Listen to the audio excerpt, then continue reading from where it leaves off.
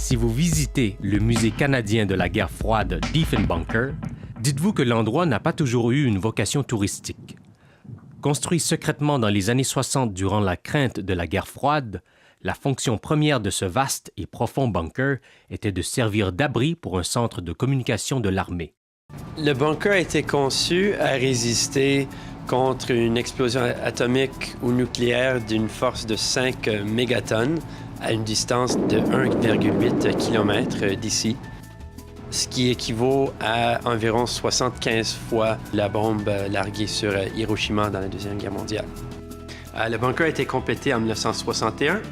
On a commencé à l'utiliser comme base militaire de communication au début 62 et on l'a fermé en 94 lorsque la raison d'être du bunker, c'est-à-dire la menace soviétique, n'existait plus.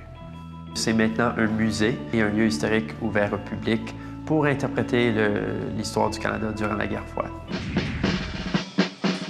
Alors là, on est rendu au centre médical. C'est sûr que si 500 personnes qui devaient gérer le pays avaient à vivre ici pendant un mois, on devait veiller sur la bonne santé de ces gens-là.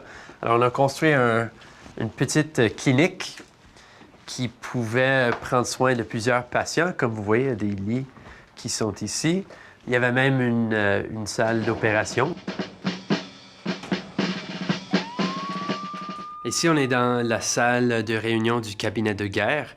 Alors, bien sûr, au bunker, on aurait eu le cabinet, l'exécutif du gouvernement canadien qui serait venu.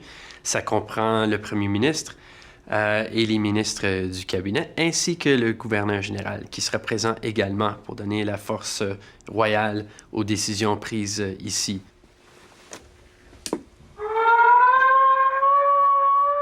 Alors là, on se trouve dans le studio de radiodiffusion du bunker.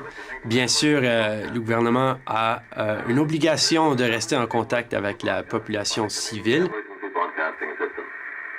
Et l'objectif, c'est de diffuser des messages pour calmer la population, pour éviter que le chaos s'installe, pour dire aux citoyens canadiens que le gouvernement existe et est toujours là pour vous.